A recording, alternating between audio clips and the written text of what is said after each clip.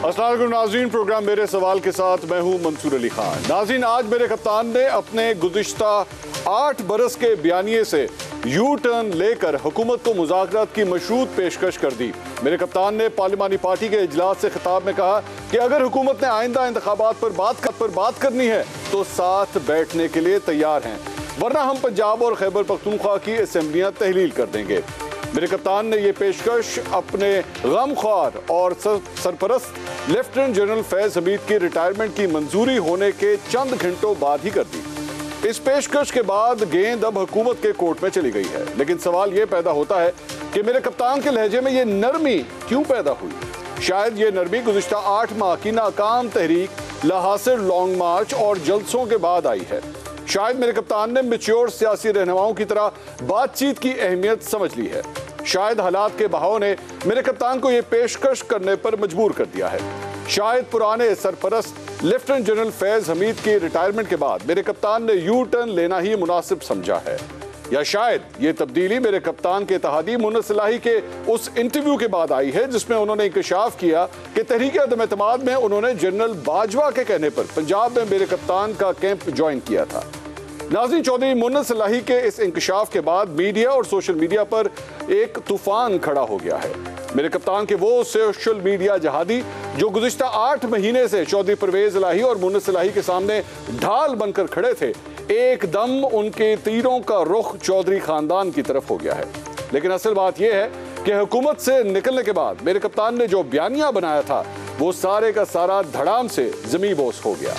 इस सारे अरसे में मेरे कप्तान ने हमें बताया कि उनके खिलाफ साजिश हुई है, वरना वो आज भी वजीर आजम होते। मेरे कप्तान ने सिविलियन बालादस्ती के हवाले से दर्जनों लेक्चर दिए और लोगों से मीर जाफर और मीर सादिक के नारे लगवाए। ये सारा बयानिया इस बुनियाद पर खड़ा था कि एस्टैब्लिशमेंट ने मेरे कप्तान का साथ छोड़ दिया था। लेकिन मुन्नत सलाही ने इस बयानिए के बिल्कुल उलट हकायक बयान किए कि जनरल बाजवा ने मेरे कप्तान की खातिर समंदर और दरियाओं के रुख मोड़ दिए और चौधरी खानदान को मेरे कप्तान के साथ खड़ा हो जाने के लिए कहा। गोया खुफिया हाथ तो मेरे कप्तान की हुकूमत बचाने के लिए सरगर्म थे, लेकिन फिर भी उनकी हुकूमत ना बच पाई। चौधरी मुन्नत सलाही के इंकशाफ और मेरे कप्तान की आज की पेशकश के बारे में मेरे 10 सवाल हैं। सवाल नंबर 1, 8 माह में मेरे कप्तान ने जो बयानिया बनाया उससे यू टर्न लिया, अब मेरे कप्तान अपना अगन किस बात पर लेंगे। सवाल नंबर 2, मेरे कप्तान ने अपने रावलपिंडी जलसे में असेंबलियां तोड़ने का ऐलान किया था और वज़राए आला के साथ मशवरे की शर्त रखी थी। अब दोनों वज़राए आला खुलकर कह चुके हैं कि वो असेंबलियां तोड़ने के लिए मेरे कप्तान के इशारे के मुंतज़िर हैं।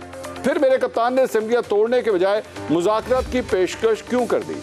सवाल नंबर 3, अगर हुकूमत मेरे कप्तान की पेशकश का मुस्बत जवाब नहीं देती तो क्या कल हम पंजाब और खैबर पख्तूनख्वा की असेंबलियों के तहलील होने की खबर सुन पाएंगे, या मेरे कप्तान इस बात से भी यू टर्न ले लेंगे।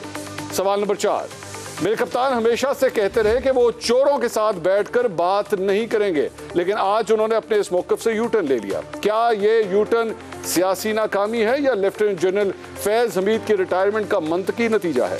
सवाल नंबर 5, मेरे कप्तान की सोशल मीडिया टीम ने वो कौन था के उन्वान से ट्रेंड चलाए। अब मेरे कप्तान और उनके खिलाड़ियों को मालूम हो गया कि आखिर वो कौन था। सवाल नंबर 6, मेरे कप्तान और उनके खिलाड़ी जिन जनरल बाजवा के खिलाफ वो कौन था के ट्रेंड चलाते रहे, वो जनरल बाजवा तो उनकी हुकूमत बचाने के लिए सरगर्म रहे और पंजाब में मेरे कप्तान की हुकूमत बचा भी ली। क्या मेरे कप्तान इस पर शुक्रिया जनरल बाजवा का ट्रेंड चलाएंगे। सवाल नंबर 7, मुन्नत सलाही के इस एतराफ़ के बाद कि मेरे कप्तान अब भी यही समझते हैं कि चौधरी परवेज इलाही और चौधरी मुन्नत सलाही उनके साथ वफादार हैं। सवाल नंबर 8, विकेट के दोनों तरफ खेलने वाले किसी भी शख्स को क्या न्यूट्रल कहा जा सकता है। सवाल नंबर 9, क्या 2 साल का अरसा गुजरने के बाद lieutenant general retired Faiz Hamid PTI join कर सकते हैं। सवाल नंबर 10, जो लोग चौधरी खानदान को मेरे कप्तान का साथ देने का कहते रहे, उन लोगों को मीर जाफर और मीर सादिक कहना एहसान फरामोशी रही तो और क्या है।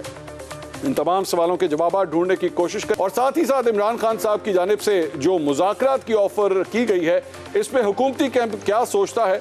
आपसे कुछ देर के बाद एक ब्रेक लेंगे और ब्रेक के बाद हमारे साथ मुस्लिम लीग नून के एक सीनियर रहनुमा जो मुज़ाकराती अमल का हिस्सा भी रहे हैं माजी में पाकिस्तान तहरीक इंसाफ के साथ प्रोग्राम में शामिल होंगे, उनसे तमाम सवालात करेंगे। एक ब्रेक के बाद हमारे साथ रहिएगा। नाज़रीन welcome back after the break. Imran Khan sahab की मुज़ाकरात की ऑफर और इसके साथ साथ मुन्नस इलाही का जो बयान सामने आया है, इस पर ज़रा तफसील से बात करेंगे। मुस्लिम लीग नून के सीनियर रहनुमा और वफाकी वजीर सरदार अयाज सादिक साहब इस वक्त हमारे साथ मौजूद हैं। सरदार साहब पहले भी पाकिस्तान तहरीक इंसाफ के साथ मुज़ाकराती अमल का हिस्सा रहे हैं। सरदार साहब बहुत शुक्रिया, आपने प्रोग्राम में हमारे लिए वक्त निकाला। सबसे पहले ज़रा मैं आपका कॉमेंट लेना चाहूँगा। इमरान खान साहब की जानिब से मुज़ाकरात की ऑफ़र रखी गई है और ये कहा गया है कि अगर मुज़ाकरात कर लेते हैं, इंतखाबात को पीछे ले आते हैं, तो फिर पंजाब और खैबर पख्तूनख्वा की असम्बलियाँ बच सकती हैं, तहलील नहीं की जाएंगी। किस तरह देख रहे हैं आप लोग इस ऑफ़र को? जी शुक्रिया मंसूर साहब, बिस्मिल्लाहिर्रहमानिर्रहीम। ये तो बड़ी अच्छी बात है अगर खान साहब ने बैठ के बात करने की बात की है, मगर ये कहना कि जी पहले आप अनाउंस करें कि जल्दी इलेक्शन होंगे तो फिर हम बैठेंगे, ये मुज़ाकरात नहीं होते, ये एक धौंस होती है। और अब 2018 नहीं है और वो हालात नहीं है कि ये हमें धौंस दें। अब इनको ये सोचना चाहिए कि हम बैठें, बैठने के बाद गुफ्तगू करें, वो अपने पॉइंट्स रखें, हम अपने अपोजिशन पॉइंट्स रखें और फिर डिस्कशन हो। मुज़ाकरात इस तरह नहीं होंगे कि जी अगर ये करेंगे तो हम मुज़ाकरात करेंगे, तो वो ये मुज़ाकरात तब शुरू होंगे जब ये अनकंडीशनल मुज़ाकरात शुरू होंगे, बैठा जाएगा, वो अपनी ख्वाहिश सामने रखेंगे और हम अपनी ख्वाहिश सामने रखेंगे, तो फिर मुज़ाकरात हो सकते हैं। गन पॉइंट पे मुज़ाकरात नहीं हो सकते। तो पहले तो इनको ये अपनी करेक्शन करना चाहिए। करेक्शन होगी तो मेरा ख्याल है जमहूरी जमातें हैं सारी, किसी को कोई एतराज़ नहीं होगा बैठने में।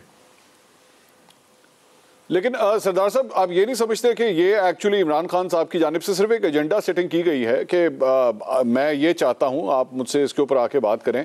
और ये टॉपिक आप भी जानते हैं, मैं भी जानता हूँ कि इससे पहले भी जितने मुज़ाकरात के राउंड्स हुए हैं, जिसमें आप खुद भी उसका हिस्सा रहे हैं, मई के अंदर भी जो मुज़ाकरात हुए उसके अंदर भी टॉपिक तो यही था जिसके ऊपर बातचीत हो रही थी। देखिए टॉपिक ज़रूर है, ये उनकी ख्वाहिश है, हमारी ये ख्वाहिश नहीं है। तो हम उनकी ख्वाहिश के ऊपर अगर हमने करना होता तो हम मई में कर लेते, जून में कर लेते, या ये महीना डेढ़ महीना पहले कर लेते, मगर वो होगा नहीं ना जी। होगा यही कि वो कहें हम मुज़ाकरात करना चाहते हैं और हम अपने पॉइंट्स लेके आएंगे, और वो जो मर्जी उनके पॉइंट्स हो, अर्ली इलेक्शन भी हो सकता है, और फिर उनको दलाइल देने पड़ेंगे क्यों अर्ली इलेक्शन होगा। अब वो जो उनका बयानिया था कि अमेरिका की साजिश हुई है, वो ख़ुद ही ख़त्म कर दिया उन्होंने।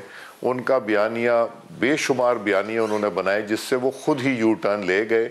और अब तो देखें, वो अमेरिका का बयानिया बनाने के अलावा उन्होंने $25,000 पे एक वहाँ लॉबिस्ट रख लिया है जो उनके ताल्लुकात अमेरिका से ठीक कर रहे हैं, उस अमेरिका से जिसको ये कहते हैं एलिजिडली कि उन्होंने यहाँ रजीम चेंज लेके आए। और वो सिर्फ ये जो इस वक्त गवर्नमेंट की पार्टीज़ है उनको नहीं ब्लेम करते, बल्कि इस्टेब्लिशमेंट को भी ब्लेम करते रहे, जो कि वो साइफर वाला इशू था जो कि बिल्कुल फ्लैट मुंह पे गिर गया। सो ये इस तरह मुज़ाकरात नहीं होंगे। फिर हमें भी कोई ख्वाहिश नहीं है मुज़ाकरात करने की। इन्होंने एक लॉन्ग मार्च की, दूसरी की, फिर ये जो अभी रिसेंट वाली लॉन्ग मार्च थी वो लॉन्ग की जगह शॉर्ट हुई, शॉर्ट की जगह राइट पे हुई, राइट की जगह लेफ़्ट पे हुई। सोचती रही कि मैंने कब पहुंचना है, और मैंने फिर धरना देना है, टेंट लग गए, बिस्तर लग गए, बाथरूम लग गए। लेकिन सरदार साहब, आप समझते नहीं हैं कि इमरान खान साहब जो कुछ भी कह रहे हैं, जो भी मुतालबात कर रहे हैं, अगर मुज़ाकरात की वो ऑफर भी कर रहे हैं तो पोजीशन ऑफ स्ट्रेंथ से कर रहे हैं। पंजाब और खैबर पख्तूनख्वा की असम्बलियाँ वाकई उनके कंट्रोल में है और वो इंतहाई कदम तक जा सकते हैं इनको तहलील करने का। जी वो ज़रूर जा सकते हैं, वो जा सकते हैं इंतहाई कदम तक, और हम जो है इतने इंतहाई कदम पे नहीं जाएंगे। हम वो वहाँ पर इलेक्शन कंटेस्ट करेंगे। ये नहीं हो सकता कि कौमी असम्बली इंटैक्ट हो, सिंध असम्बली इंटैक्ट हो, बलूचिस्तान असम्बली इंटैक्ट हो, गिलगित बल्तिस्तान की इंटैक्ट हो, कश्मीर की इंटैक्ट हो, और वो कहें क्योंकि 2 अब चली गई हैं तो पूरे पाकिस्तान में इलेक्शन हो जाए। ये किसी ने नहीं माननी, ना कहीं लिखा हुआ है, ना कोई कानून है, ना कोई कायदा है।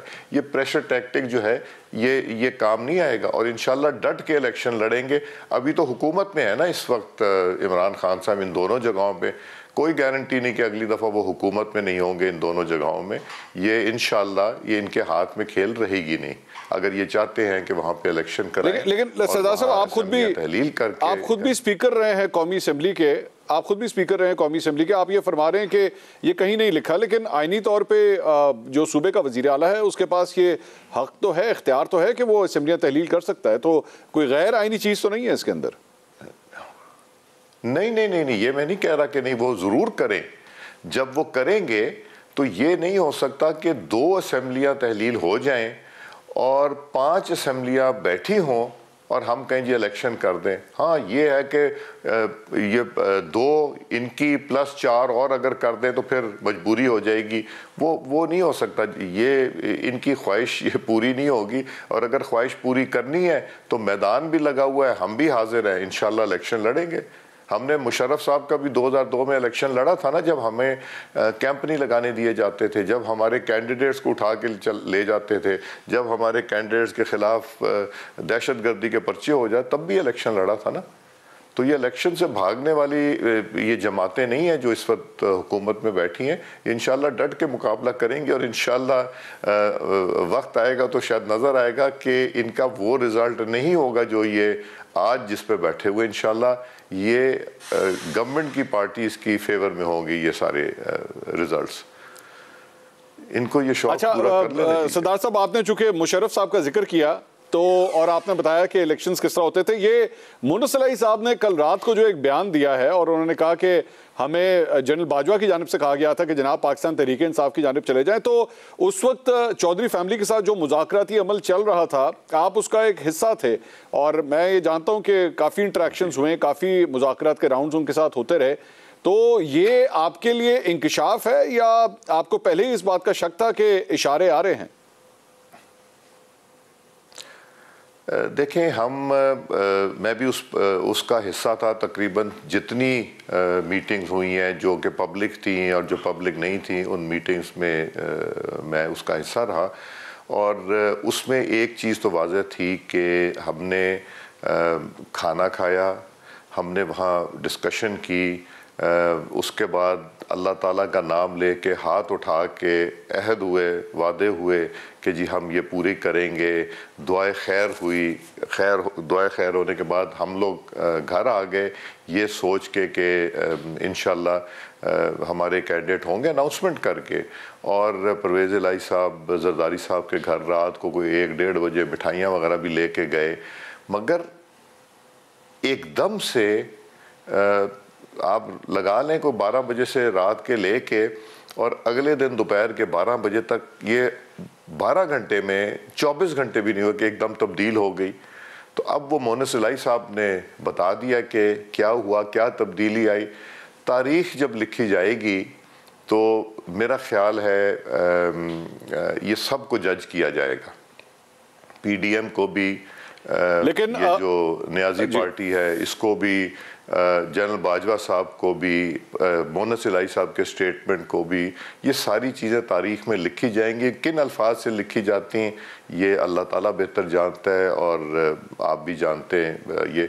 मगर ये काफ़ी दुख हुआ इस चीज़ से। हम तो वो सुन रहे थे कि फरवरी से बिल्कुल अलहदगी इख्तियार कर ली, मगर मुन्नस साहब ने तो ऐसी बात कर दी जिसमें कि सारा भांडा फूट गया। कि तो इससे एक चीज़ ज़ाहिर होती है कि बाजवा साहब की जो इस वक्त गवर्नमेंट है उसको सपोर्ट नहीं थी। ये मेरा तज्जिया है, और उनको सपोर्ट अगर थी तो परवेज़ इलाही साहब को थी। तो ये तो समझ आ रही है, अब नज़र आ रही है इस बात से, इनके स्टेटमेंट से। तो ये तो जो लोग कहते थे ना कि जी अमेरिका और इस्टेब्लिशमेंट में किया, जो खान साहब ने कहा इस्टेब्लिशमेंट PDM के साथ नहीं थी, this is what it seems, बल्कि बाजवा साहब, बिकॉज बाजवा साहब का नाम लिया गया। तो अब मेरा ख्याल है अब हमें आगे चलना चाहिए। दुख भी हुआ, अफसोस भी हुआ, मगर हमें आगे चलना चाहिए। सरदार साहब, द आयरनी इज कि मैं पिछले 2 हफ्ते से ख़ास तौर पे, बल्कि 29 नवंबर के बाद से मैं ये देख रहा था कि जब से उनकी रिटायरमेंट हुई है तो मुस्लिम लीग नून के तमाम रहनुमाओं की जानिब से बड़े अच्छे अल्फाज में उनको याद किया जा रहा था। गुजरांवाला की जो नवाज शरीफ साहब की स्पीच थी उससे भी बुला दिया गया था। ख्वाजा आसिफ साहब मेरे शो में पिछले हफ्ते आए हुए थे, उन्होंने फरमाया कि जी हमें मूव ऑन करने की ज़रूरत है और दरगुजर कर दिया सब कुछ। तो अभी भी उन्हीं बातों के ऊपर कायम है या आपके ख्याल में एक दफ़ा फिर आप लोगों के साथ जो है वो हाथ हुआ है? ये तो मेरा ख्याल है वो जाने और अल्लाह ताला जाने कि उन्होंने मुल्क की खिदमत की या उन्होंने मुल्क का अच्छा किया। हमें, मेरा ख्याल है, अब मूव ऑन करना चाहिए। अगर इमरान खान साहब अमेरिका के मामले में मूव ऑन कर सकते हैं, गलती तो हमें भी करना चाहिए। हमारा तो वो तो रिजीम चेंज इंक्लूडिंग इस्टेब्लिशमेंट थी, मगर मेरा ख्याल है हमें आगे चलना चाहिए। हमें देखना चाहिए मुल्क किन हालात से गुजर रहा है और मुल्क के लिए क्या करने की ज़रूरत है। और ये ख्यालात जो जनरल बाजवा के लिए आप इस वक्त अता कर रहे हैं, जनरल फैज़ की भी आज रिटायरमेंट जो है वो मंजूर कर ली गई वज़ीर आज़म हाउस की जानिब से, उनके लिए भी ऐसी ख्वाहिशात हैं?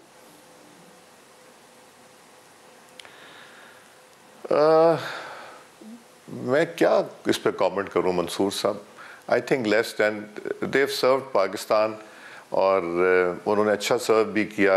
कंट्रोवर्सीज हैं अटैच्ड, कंट्रोवर्सीज सामने आ रही हैं, मगर लेट्स मूव ऑन, छोड़ दें। हमें इससे मिलेगा कुछ नहीं ना। हम हासिल क्या होगा अगर जनरल बाजवा और जनरल फैज़ साहब के बारे में गुफ्तगू करें, क्या हुआ क्या नहीं हुआ। और हम 2000 जब से शुरू हुआ, 16 से 17 से शुरू हो जाएं, तो उसके हमें हासिल कुछ नहीं होगा। और हम उन चीज़ों में उलझ जाएंगे जो नॉन इश्यूज़ हैं, जो पाकिस्तान के इश्यूज़ हैं, उसमें उनको देखने की ज़रूरत है। हमें उधर कॉन्सेंट्रेट। लेकिन सरदार साहब ये जिन इश्यूज़ को आप नॉन इश्यूज़ कह रहे हैं, इन्हीं इश्यूज़ के ऊपर तो आप लोग पॉलिटिक्स करते रहे। 2018, 2019, 2020 के अंदर आप लोग इसी इशू के ऊपर पॉलिटिक्स करते रहे। नवाज शरीफ साहब नाम लेते रहे, वोट को इज्जत दो की बात होती रही। तो आज किस तरह इतने आराम से उसको बुला दिया जाए? आपका वोटर, जारी बात है, खुद आपसे सवाल करता है कि जी हमें तो आप लोग सारा कुछ कहते थे, वोट को इज्जत दो की बात करते थे। आज जब ये सारी बातें सामने आ रही हैं कि आपके वोट को इज्जत नहीं मिली, तो आप उसको दरगुजर करने के लिए तैयार हैं? मंसूर साहब, मैं आपसे सवाल करूंगा, अगर हम इसके ऊपर बात करेंगे what will we gain out, what will Pakistan gain. देखें, इंडिविजुअल्स की कोई हैसियत नहीं होती। हम लोग भी जो हैं, ये आज वुज़रा हैं या MNAs हैं, हमने भी चले जाना है। रहना है तो पाकिस्तान ने रहना है और हमारे इदारों ने रहना है और इस मुल्क ने रहना है। तो हम उस चीज़ पे कंसंट्रेट करें जो जिसको हमें पैरों पे खड़ा करना है अपने मुल्क को। हम उस चीज़ को, इससे अगर कुछ निकलता हो या फ़ायदा हो तो हम ज़रूर करें कि जी हम बाजवा साहब की और जनरल फैज़ साहब की बात करें। हमें आगे चलना चाहिए। ये मेरी सोच है। और हम मेरे जैसे तो बिल्कुल ही ये कुछ दिनों के बाद, कुछ महीनों के बाद हमें तो किसी को याद भी नहीं होगा कि हम एग्जिस्ट भी करते थे। नहीं, मगर पाकिस्तान इंशाल्लाह एग्जिस्ट करेगा। आपने जाहिर बात है अभी सिर्फ 8 महीने हुए हैं जब से आप लोगों ने हुकूमत संभाली है। मोहम्मद सलाई साहब का एक जो बयान था जो बार बार मैं देख रहा था, वो ये था, उन्होंने कहा कि जी बाजवा साहब ने इमरान खान साहब के लिए दरियाओं और समुद्रों के रुख तब्दील कर दिए। ऐसी सपोर्ट बाजवा साहब की जानिब से आप लोगों को मिली इन 7-8 महीने में? हमें ना पहले मिली थी और ना अब मिली थी। अगर हमें उस तरह की सपोर्ट 2018 में, अगर 2018 में जो कुछ हुआ वो ना होता और 2018 में जहाँ 6% पे GDP पहुँच गया था और कहते थे कि G20 में पाकिस्तान आ जाएगा, आज शायद मुल्क वहाँ पे ना खड़ा होता। और अगर एक कंटिन्यूटी रहती, जो एग्जिस्टिंग प्रोजेक्ट्स थे वो चलते, वो सारा कुछ होता, तो आई थिंक हालात मुल्क के फ़र्क होते थे। ये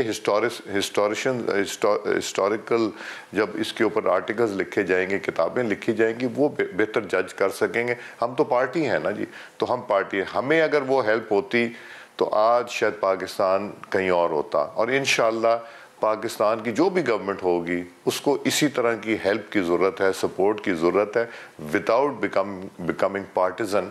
तो फिर नेशनल इंटरेस्ट के लिए, पाकिस्तान के लिए तो बहुत कुछ हो सकता है। पाकिस्तान कहाँ से कहाँ चला जाए। अब हेल्प और सपोर्ट की आपने बात की, तो इसमें नवाज शरीफ साहब का जो बाहर जाना था, पाकिस्तान से बाहर जाना, जो कि जिसकी कभी भी कानूनी तौर पे इस तरह की मिसालें नहीं मिलती, वो भी बगैर सपोर्ट के ही हुआ। नहीं, वो तो इमरान खान साहब ने खुद अपनी कैबिनेट में डिस्कस करके इजाज़त दी।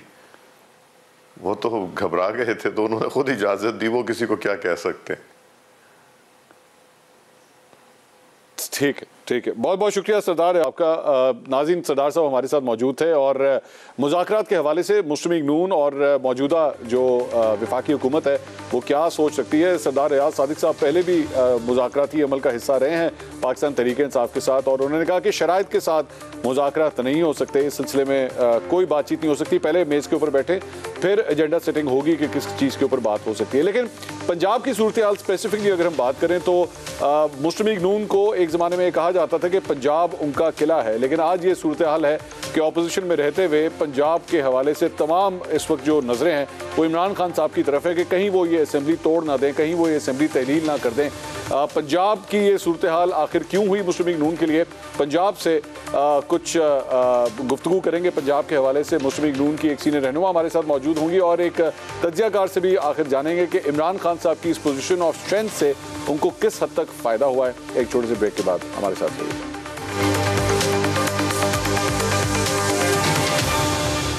नाज़रीन, welcome back after the break. Imran Khan sahab के मुज़ाकरात के ऑफर के हवाले से अब से कुछ देर पहले सरदार रियाज सादिक साहब से हम गुफ्तगू कर रहे थे, लेकिन पंजाब के अंदर अब ये वक्त भी देखना था कि वही मुस्लिम लीग नून जो पंजाब को अपना किला करार देती थी, आज ये सूरत हाल है कि उस असेंबली को बचाने के लिए तमाम तर नज़रें इमरान खान साहब की जानिब हैं कि अगर इमरान खान साहब ने असेंबली तहलील कर दी तो क्या होगा। और मुस्लिम लीग नून जो पहले चैलेंज करती थी इमरान खान साहब को कि जनाब आप असेंबलियाँ तहलील करें और हम इलेक्शन करा देंगे, अब इन्हीं असेंबलियों को बचाने के लिए सर तोड़ कोशिशें जारी हैं, लेकिन कोई फार्मूला जो है वो तरतीब नहीं दिया जा सकता। इस पे गुफ्तगू करने के लिए पंजाब में आखिर ये सूरत हाल क्यों हुई है और मुस्लिम लीग नून के पास आखिर मजीद क्या ऑप्शन बचे हैं। मुस्लिम लीग नून की पंजाब से सीनियर रहनुमा अज़मा बुखारी साहबा हमारे साथ मौजूद हैं, सीनियर तज्ज़ियाकार अतर काज़मी साहब भी हमें इस सेगमेंट में ज्वाइन कर रहे हैं। अज़मा साहबा, इमरान खान साहब ने आप लोगों को जो चैलेंज दिया है, बल्कि मैं तो ये कहूँगा आप लोगों ने उनको चैलेंज दिया था, उन्होंने आपका चैलेंज कबूल भी कर लिया और आज ये भी कह दिया कि मेरे साथ मेज़ के ऊपर बैठो वरना असेंबलियाँ तहलील। तो लगता ऐसा नहीं है कि इमरान खान साहब के हाथ में तमाम तर कार्ड्स हैं और अब आप अगली मूव का इंतजार कर रहे हैं कि इमरान खान साहब अगली मूव क्या खेलते हैं? शुक्रिया मंसूर। देखिए, पहली तो बात यह है कि ये बात आपको जहन में जरूर रखनी चाहिए कि 25 जुलाई 2018 को हम 9 सीटें ज्यादा थे, सिंगल लार्जेस्ट पार्टी थे पंजाब के अंदर, लेकिन हमारी हुकूमत बनने नहीं दी गई और जो है वो जबरदस्ती आजाद अरकान को और उनको जो है वो बनी गाला भिजवाया गया, जिसके बाद हुकूमत बनी। और उसके बाद अभी जो कल रात को इंटरव्यू दिया है मोनिस सलाई साहब ने, जिसके ऊपर उन्होंने कुछ इंकशाफात फरमाए हैं, उसके बाद ये जो है ये नजरिया होना कि पंजाब में हुकूमत किसकी थी और क्यों बनवाई गई और उसमें क्या मामलात थे। और अब तो 17 हल्के जो जिनमें 17 जुलाई को जो इलेक्शन हुए थे, अब तो वो भी मेरी नजर में मैं मुझे कम से कम उसके ऊपर तहफुजात है। हमें XY सुनाते रहे और खुद जो है वो ABCD कर गए।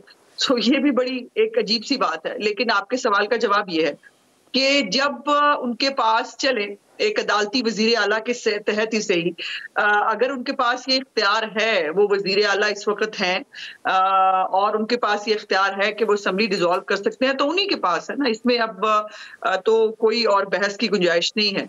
लेकिन ये आइन हमें भी, आइन जब ये कहता है कि वजीर आला को या वजीर आजम को असेंबली तोड़ने का इख्तियार है, साथ में वो ये भी कहता है कि मुद्दत जो है वो 5 साल होनी चाहिए असेंबली की। सो हमारे जो कॉन्स्टिट्यूशनल राइट्स हैं वो इस्तेमाल करने चाहिए, ना कि हम कहें कि जी ये केक है, इमरान खान साहब आप जैसे मर्जी इसको नोश फरमाएं और हमें कोई फर्क नहीं पड़ता। नहीं, लेकिन अज़मा साहबा, क्या ये नाइंसाफी नहीं है? क्या ये नाइंसाफी नहीं है कि अब आप लोग 5 साल की बात करते हैं, ये कहते हैं कि जनाब आइन जो है वो 5 साल की बात करता है, तो आज से तकरीबन 1 साल पहले जब आप इमरान खान साहब को ये कहते थे कि जी इलेक्शन कराएं, इस्तीफा दें और इलेक्शन करवाएं, तो 5 साल का इख्तियार तो उनके पास भी था ना? जी, आप दुरुस्त कह रहे हैं। हमने इन हाउस चेंज ही लाया ना फिर, और उस वक्त पाकिस्तान की इकोनॉमी की हालत जब से अदम एतमाद जमा हुई थी, उसके बाद जो इमरान खान साहब ने करना शुरू किया था और आज जो हालात हैं, देखिए ये इलेक्शन के साथ इससे भागने का किसी को कोई शौक नहीं। ये जो है ये मीडिया ने एक वो क्रिएट किया हुआ है कि जी वो बड़ा 2/3 मेजॉरिटी ले लेंगे, बड़े वो पॉपुलर है, पता नहीं क्या हो गया है। 17 जुलाई को जब इलेक्शन हुआ था तब वो मजलूम में जमाना बने हुए थे, तब वो साइफर की स्टोरी लेके फिर रहे थे, तब वो जो है मुझे क्यों निकाला जो है वो रो रहे थे। आज वो साइफर की स्टोरी जो है वो दफन हो चुकी है। आज इमरान खान के ऊपर खुद बहुत सारे जो है वो करप्शन के केसेस के मामलात हैं, उनके ऊपर तोशाखाना की घड़ी चोरी करने का इल्जाम है, उनके ऊपर मनी लॉन्ड्रिंग करने का इल्जामात हैं। सो ये तमाम इल्जामात जो हैं, अल-कादर यूनिवर्सिटी का इल्जाम है, 50 अरब रुपए जो पाकिस्तान की मनी थी, लूटी हुई दौलत सच्ची मुच्ची वाली, वो इमरान खान साहब के अपने दोस्तों के थ्रू खाने का इल्जाम है। सो अब वो बात वो नहीं है कि आप ये कहें कि ये 17 जुलाई को, अब तो मैंने कहा मुझे तो 17 जुलाई के इलेक्शंस के ऊपर मैं समझती हूँ कि क्वेश्चंस हैं, और मोना सलाई साहब ने मैं उसको करता हूँ, मैं उन ज़िमनी इंतखाबात को भी डिस्कस करता हूँ आपके साथ, मैं तफसील से डिस्कस करता हूँ। लेकिन अतर काज़मी साहब, ये जो मोना सलाई साहब ने जो बयान दिया है, ये पाकिस्तान तहरीक इंसाफ के बयानिए के लिए कितना बड़ा झटका है, क्योंकि न्यूट्रल नहीं रह सकते, मीर जाफर, मीर सादिक और उसके बाद जनरल बाजवा के खिलाफ गद्दारी वाले ट्रेंड चलाना, जिस दिन उनकी रिटायरमेंट होती है। और अब हमें पता लगता है, इनके अपने इत्तेहादी बताते हैं, इनके अपने वजीर आला का बेटा ये बात बताता है कि असल में जनरल बाजवा ने तो पंजाब की हुकूमत तैयार करके दी पाकिस्तान तहरीक इंसाफ को। देखिए मंसूर साहब, ये तो असल में जो बयानिया इस हुकूमत का है, जो ये बताते रहे कि इदारे बिल्कुल न्यूट्रल हो गए हैं, इदारे जो हैं ए पॉलिटिकल हो गए हैं, ये तो उनके बयानिए की नफी है। अगर मोना सलाई साहब के इस दावे को मान लिया जाए, end of the day Mona सलाई साहब ने भी एक बात की है, उसी तरह एक दावा किया है जिस तरह खान साहब करते हैं या मियां साहब करते हैं या कोई और सियासी रहनुमा करता है। अगर इस बात को मनोअन मान लिया जाए तो ये तो उस बयानिए की नफी है कि इदारा जो है वो गैर सियासी नहीं हुआ था। ये तो इदारे के बयानिए को हम चैलेंज कर रहे हैं, जो इदारा आपको मुसलसल बताता रहा है कि हम फरवरी के महीने से बिल्कुल पॉलिटिकल हो गए थे, बतौर इदारा ये फैसला कर लिया गया था। उसके ऊपर DGISPR और DGISI ने प्रेस कॉन्फ्रेंस की थी। तो आज अगर उज़मा बुखारी साहिबा ये इल्ज़ाम लगा रही हैं कि इलेक्शंस में भी ये सब कुछ हुआ, तो फिर तो ये DGISI और DGISPR की उस प्रेस कॉन्फ्रेंस को भी जुठला रही हैं कि जनाब इदारा जो है वो बिल्कुल न्यूट्रल नहीं था और पॉलिटिकल नहीं था। अब ये फैसला इन लोगों ने खुद करना है। अगर ये समझते हैं वो नहीं था तो ये जरूर इस बयानिए को लेके आगे चलें। जहां तक ये ताल्लुक है कि यू टर्न, जिस तरह आपने शुरू में अपने सवालात में भी यू टर्न को उठाया, ये असेंबलियां तोड़ने का कौन मुतालबा कर रहा था? इंतखाबात में जाने का कौन मुतालबा कर रहा था? ये तो नून लीग सबसे आगे थी। क्या ये यू टर्न नहीं है? क्या अभी इन लोगों ने यू टर्न नहीं लिया? अब ये कह रहे हैं असेंबलियां ना तोड़ो। अगर उज़मा बुखारी साहिबा जो फरमा रही हैं कि उनका ये भी पकड़ा गया, उनकी वो चोरी भी पकड़ी गई और वो बिल्कुल अब गैर पॉपुलर हो चुके हैं, तो भाई फिर इलेक्शंस करवा लें, फिर डर किस बात का है? इलेक्शंस ये सवाल मैं अतर साहब उनसे करता हूं, लेकिन वो जो coming back to the topic, अतर साहब वो मुझे ये बताइए कि अगर मोना सलाई साहब खुद ये मान रहे हैं, मतलब इससे बढ़ के एडमिटेंस है ना, ये एडमिट कर रहे हैं कि जी जनरल बाजवा के कहने पे हम पाकिस्तान तहरीक इंसाफ के साथ गए। आज भी इमरान खान साहब ने जब अपनी पार्लिमानी पार्टी के इजलास से खिताब किया तो शुक्रिया अदा किया, जबकि ये बयान आ चुका हुआ था। उन्होंने शुक्रिया अदा किया, बल्कि कहने के तो वो ये भी कह सकते थे कि मोना सलाई साहब अगर आप जनरल बाजवा के कहने के ऊपर मेरे पास आए हैं तो चले जाइए, क्योंकि मैं सिविलियन बालादस्ती के ऊपर यकीन रखता हूं। मैं अगर इदारे की जानिब से आपको ऐसी इंस्ट्रक्शंस आई हुई थी और इसकी वजह से आप मेरे साथ आए थे तो बराए मेहरबानी कमरे से बाहर चले जाइए, मुझे आपका इत्तेहाद नहीं चाहिए। इमरान खान साहब को तो हाई मॉरल ग्राउंड नहीं लेना चाहिए था इस मामले में। देखिए इसमें दो इसमें क्लेम्स है ना। एक क्लेम्स है मोना सलाई साहब का कि वो ये कहते हैं कि इदारे के कहने के ऊपर, आर्मी चीफ के कहने के ऊपर हम वहां गए। तो अगर आर्मी चीफ ने उनको कहा था तो आर्मी चीफ ने क्या चौधरी शुजात साहब को नहीं कहा होगा? क्या आप सिर्फ मोना सलाई साहब को उन्होंने कहा था? यह भी एक क्वेश्चन उठ सकता है। क्या दीगर जमातों को फिर उन्होंने नहीं कहा होगा? इट मींस कि पॉलिटिकल इंजीनियरिंग हो रही थी। और दूसरी बात यह है कि जो नून लीग का और PDM का बयानिया है कि इमरान खान की हुकूमत हमने इसलिए गिराई कि इदारे बिल्कुल पॉलिटिकल हो गए थे, आर्मी चीफ वो बिल्कुल पीछे हट गए थे, फौज का कोई किरदार नहीं था। तो ये लोग तो फिर अपने बयानिए से पीछे हट गए हैं। अब अगर आप ये लेकिन अतर साहब टेबल के ऊपर जो हमारे पास मौजूद है, अतर साहब टेबल के ऊपर जो हमारे पास इस वक्त सबूत मौजूद हैं, वो सिर्फ एक ऐसा सबूत मौजूद है जिसमें यह नजर आ रहा है कि इदारे के सरबराह ने सिर्फ पाकिस्तान तहरीक इंसाफ को सपोर्ट किया है। हमारे पास इसके अलावा तो कोई सबूत फिलहाल नजर नहीं आ रहा कि किसी ऐसी शख्सियत ने कहा हो कि जी मुझे कहा गया था कि आप जाके नून लीग की इत्तेहादी हुकूमत को जाके सपोर्ट करें और उनको जाके वोट दें। ना किसी इत्तेहादी ने अब तक ये कोई बयान दिया है। अभी तक सिर्फ एक ही शख्स है और एक ही बयान है जिसके बलबूते के ऊपर हम ये सवाल उठा रहे हैं। जी बिल्कुल।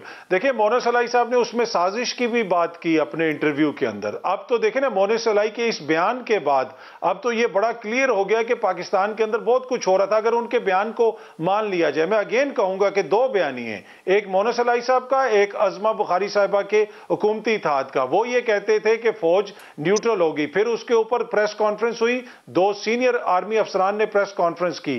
या तो फिर उनका बयानिया गलत है या मोना सलाई का बयानिया गलत है, तो ये फैसला करना इस हुकूमत ने किस बयानिए को लेकर ये आगे चल रहे हैं। लेकिन मैं अतर साहब अगर इसको दूसरी तरह देख लेते हैं सर, इसको दूसरी तरह देख लेते हैं, दूसरे एंगल से देख लेते हैं। आपकी नजर में मोना सलाई झूठ बोल रहे हैं? नहीं, मेरी नजर में तो मेरा तो पहले दिन से मंसूर भाई ये मुतालबा है कि तहकीकात हो, पता चले कि किस तरह हुकूमत बनी, किस तरह हुकूमत गिरी। तहकीकात हो, पता चले कि मुदाखलत के बाद साजिश किस तरह हुई। अब ये हुकूमत का फर्ज है। एक तहकीकात तो हो गई ना के बयान को, अतर साहब एक तहकीकात तो हो गई। एक इस वक्त जो हुकूमत में बैठा हुआ शख्स है, जो पाकिस्तान तहरीक इंसाफ के साथ इत्तेहाद में बैठा हुआ है, वो अपने मुंह से कह रहा है, वो इकरार कर रहा है, वो गवाही दे रहा है कि मुझे जो है वो जनरल बाजवा के कहने पे मैं पीटीआई के साथ इत्तेहाद में आया हूं। इससे बढ़ के और क्या गवाही होनी है? अब यही हो सकता है कि जनरल बाजवा खुद भी कहते हैं हाँ जी मैंने फोन किया था, और तो रह नहीं गया इसके अंदर कुछ, या और भी कुछ रहता है अभी? जी देखिए, वही मोजिज शख्सियत मोना सलाई साहब सुबह से शाम तक 15 बयानात इस हुकूमत के खिलाफ भी देते हैं, तो फिर उनको भी मनोअन मान लें। भाई तहकीकात किसी फोरम पे होंगी ना, अब किसी फोरम पे तहकीकात करवाएं कि हुआ क्या, किसकी कितनी मुदाखलत थी, तो वो तो इस हुकूमत ने करवानी है। अच्छा ठीक है, आप हुकूमत से पूछ लेते हैं। अज़मा बुखारी साहिबा, इसकी तहकीकात होनी चाहिए जी कि जनरल बाजवा के कहने के ऊपर ये सब कुछ हुआ है, आप उनको कटहरे में खड़ा करना चाहेंगी?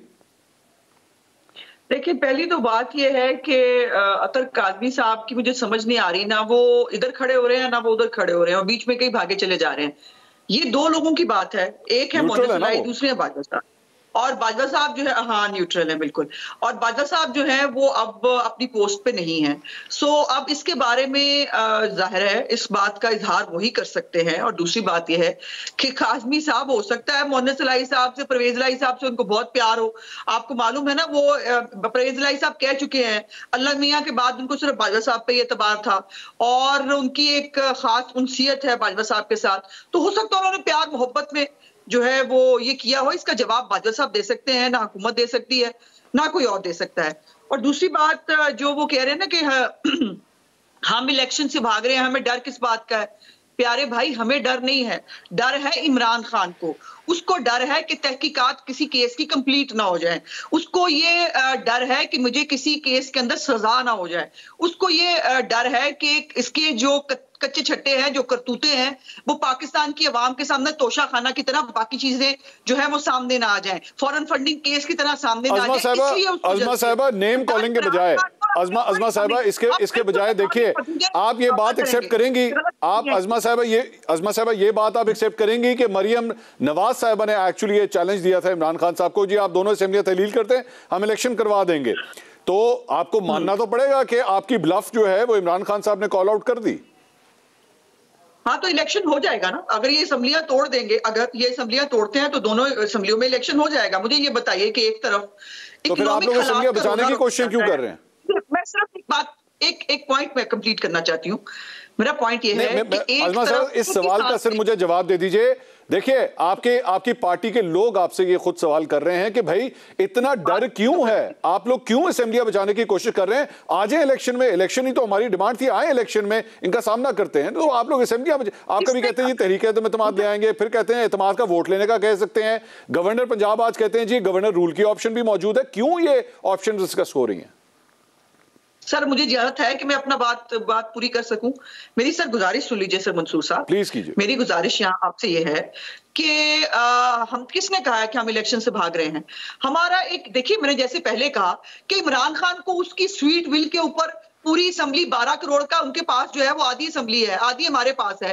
हम अपने आईनी इख्तियार इस्तेमाल क्यों ना करें? अगर वजीर आला अपना आईनी इख्तियार इस्तेमाल करता है तो हम अपना आईनी इख्तियार जो अदम एतमाद का ये वो क्यों इस्तेमाल ना करें? उसमें क्या गलत बात है?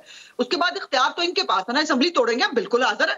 हम मैदान में मुकाबला करेंगे। किसने कहा है कि हम इलेक्शन से भाग रहे हैं? लेकिन मेरी गुजारिश एक दफा सुन लीजिए, एक तरफ आज भी फवाद चौधरी साहब, एक तरफ मुर्शिद करोना रो रहे थे, दूसरी तरफ कह रहे हैं फौरन के फौरन इलेक्शन करा दो। एक तरफ कह रहे हैं कि सूबों के पास पैसे नहीं है, जो है खास तौर पे केपीके की हुकूमत जो है उसने 2 महीने पहले वफाक से जो है पैसे मांगे हैं कि हम पेंशन्स के तनख्वाहों के पैसे नहीं दे सकते, हमें जो है वो पैसे दिए जाएं। एक तरफ ये हालात है, दूसरी तरफ वो कहते हैं कि हमें इलेक्शन में ले जाओ, क्योंकि मेरे जो है इमरान खान को शौक आया है बहुत, उनको डर लगता है कि उनके केसेस का फैसला हो जाएगा। देखिए पाकिस्तान की इकोनॉमिक सूरत हाल अगर ऐसी है कि वो 3 महीने की जो है वो इंटरम हुकूमत जो है वो बर्दाश्त कर सकती है, ये रिस्क अगर जो है पूरा पाकिस्तान लेना चाहता है ले ले। लेकिन ये इमरान खान साहब की डिक्टेशन पे, इमरान खान साहब की धमकियों पे, इमरान खान साहब की जो है अज़मा साहिबा क्या इकोनॉमिक सूरत हाल को देखते हुए कभी पाकिस्तान में इलेक्शंस मौखर हुए हैं कि जी अभी हमारे मुआशी हालात ठीक नहीं है तो इसलिए इलेक्शंस अभी ना करवाए जाएं, 6 महीने के बाद करवा ली जाए? ये इस तरह की एक्सक्यूजेस तो कभी भी नहीं दी जा सकती ना। नहीं, लेकिन ये रिस्क लिया जा सकता है कि पाकिस्तान के हालात को जहां इमरान खान फेंक के गया था, जहां आप ऑडियो क्यों भूल जाते हैं शौकत तरीन की, जहां पे वो कह रहा है IMF के प्रोजेक्ट में इनको ना जाने दो, जो खुद प्रोग्राम वो शुरू करके जहां हमारी गर्दनें फंसा के गए थे उस प्रोग्राम को भी सबोटाज करने की कोशिश करते हैं।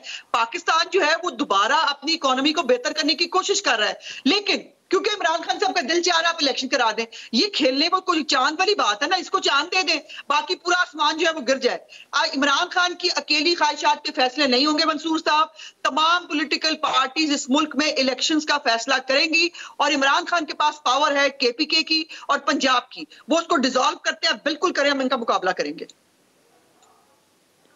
बहुत बहुत शुक्रिया अज़मा बुखारी साहब आपका, अतर काज़मी साहब आपका भी बहुत बहुत शुक्रिया। नामत हाल आपने देखी, इलेक्शन में पाकिस्तान तहरीक इंसाफ का मुकाबला करने का अज़म मुस्लिम लीग नून की जानिब से इसका इजहार किया जा रहा है, लेकिन साथ ही साथ उन्होंने कहा कि आइनी तौर पर हमारे पास ये हथियार है कि हम कोशिश कर सकते हैं कि ये असम्बलियाँ तहलील ना की जाए। अब इस बात का क्या मतलब निकलता है, मेरे ख्याल में आप इसको खुद ही जज कीजिए। कल आपसे इंशाल्लाह दोबारा मुलाकात होगी। अल्लाह हाफ़िज़।